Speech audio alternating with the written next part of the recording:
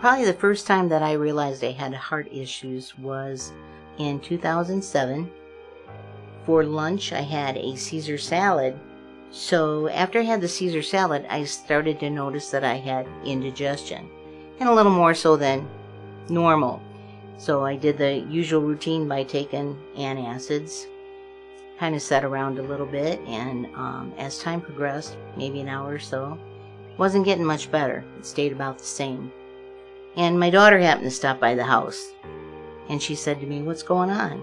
And I said, "Oh, I've had this indigestion. It doesn't seem to be going away." So she said, "You know, Mom, did you ever think it could be your heart?" Well, I'm thinking about it. I was 54 years old. You know, no, it's probably not my heart.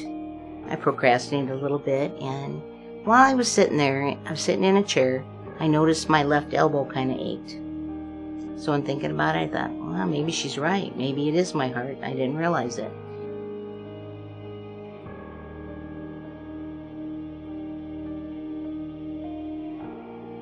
I had a 99% blockage in one of my vessels and a 97% blockage in another, which they did stent, thank God. I didn't have to go through any open heart surgery.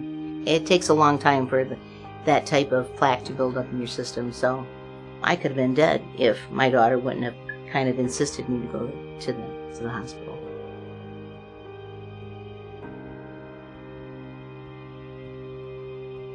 As I was driving down, I got to the school and I went into cardiac arrest.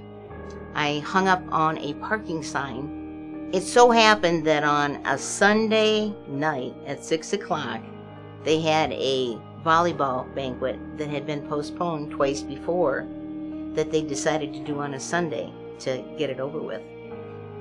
I was very lucky to have a nurse taking her daughter to the volleyball banquet, so she was one of the first persons on the scene who could start CPR on me.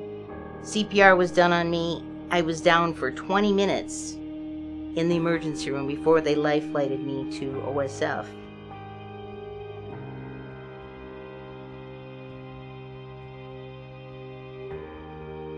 You do feel kind of helpless in a way, because it's what the doctors find, what they need to do about it, and you don't have any say-so once that's in process. I try to watch more what I eat, less fried foods. I do more exercise, than I have in the past. But I think the important things is probably the eating part and really the exercise if you're going to try to protect yourself from cardiac issues. I have a history of heart attacks and heart trouble in my family. I take my pills regularly, I see the doctor and get checkups. I just never thought that I would have a heart attack. It didn't even enter my mind. 78 years old is when I had it, and it just kind of surprised me. I thought I was having indigestion, but I found out differently.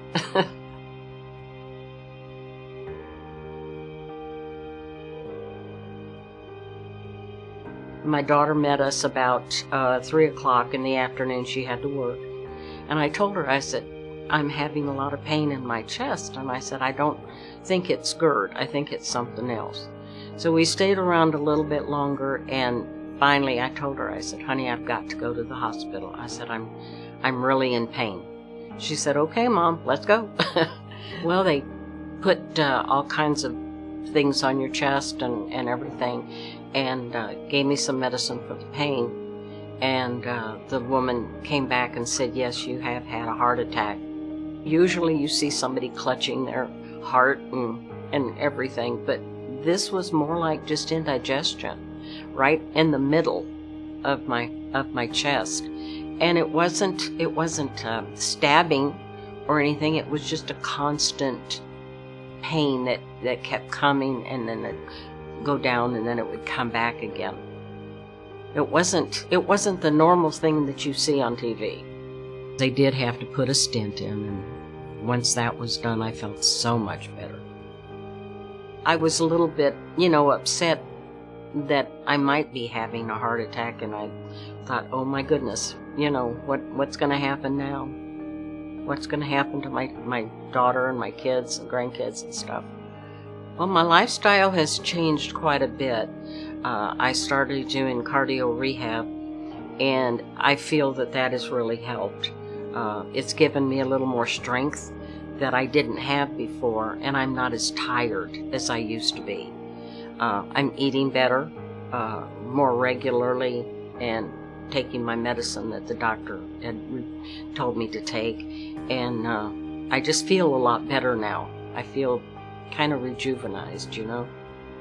There's still a lot of things that I would like to accomplish in my life, and I think by doing these things now that the doctors told me, and the rehab and everything, that it's going to let me live a lot longer to be able to do some of the things I've always wanted to do, and I'll be healthier to be able to do them.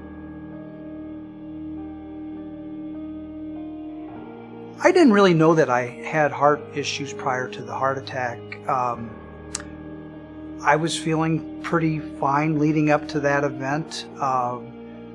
There was not really any symptoms that was, you know, the classic symptoms that would clue you in that something bad was about happening. I think I always knew that I would probably have a heart attack somewhere in my life. My dad had a heart attack when he was 49, and all of my uncles had heart attacks when they were in their early 50s. And so, you know, I think I knew it was coming because genetically I was probably predisposed to having a heart attack, but at the time that it occurred, there was nothing that really indicated that it was going to happen right around the corner. So I had been on cholesterol medicines at times, but other than that, I wasn't doing anything special. I wasn't trying to eat a hard, healthy diet. I never smoked. I didn't really drink much alcohol. I did eat a lot of red meat. In my case, genetics were a leading factor, and I should have worked harder at controlling those things that I could: weight, diet, and cholesterol.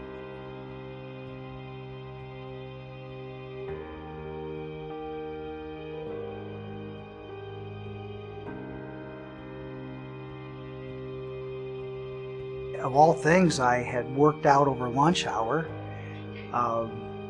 and I went home to put a suit on to go to a funeral that afternoon, and of course I had a major heart attack, and I ended up going into cardiac arrest after the heart attack. And my daughter happened to stop home, and she heard me fall down the steps, and so she was able to call 911, and they got there quickly and was able to shock me a couple times to get my heart restarted. It took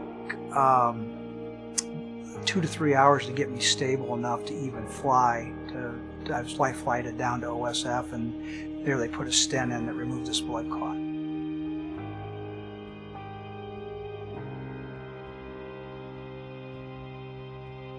There are nights that I wake up that I'm not feeling great, or there's mornings when I wake up that I'm not feeling as good as I would like. And I often wonder, well, what did it feel like the day that I had the heart attack? You know, what was I feeling like that morning? Were there symptoms that I could have known, but without my memory of it, I don't know. And so I think that has been a little bit of a source of anxiety or for me since the time of the heart attack. I eat a lot more oatmeal today than I used to. My diet's changed a lot. I still eat a little bit of red meat, but it's not very much. I eat a lot more plant-based than I did then. My heart is damaged, so we have a 13-year-old adopted son, and he's 14 now, but he'd like to go out and play basketball. I can't run up and down the court like I would have liked to at this age.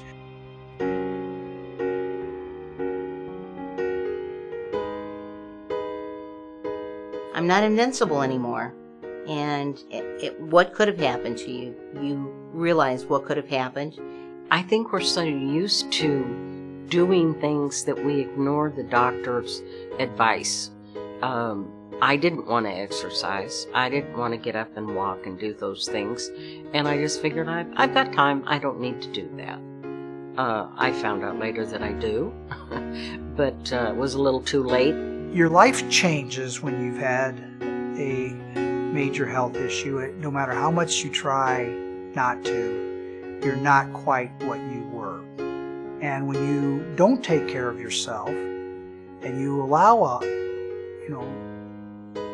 the possibility that a health issue could happen and there is damage done, now you're not the best version you could have been. Do I ever wonder if it would happen again? Yes, I do think about it. When you're making a choice, and if you make the wrong choice, you're going to die, you better go with the first choice. As you start getting into your 50s and your 60s and 70s, age is taking its toll already, and there's no need compounding that or helping it along because you didn't keep the weight off, or you weren't physically active, or you didn't eat well, or you didn't do what your doctor told you to do.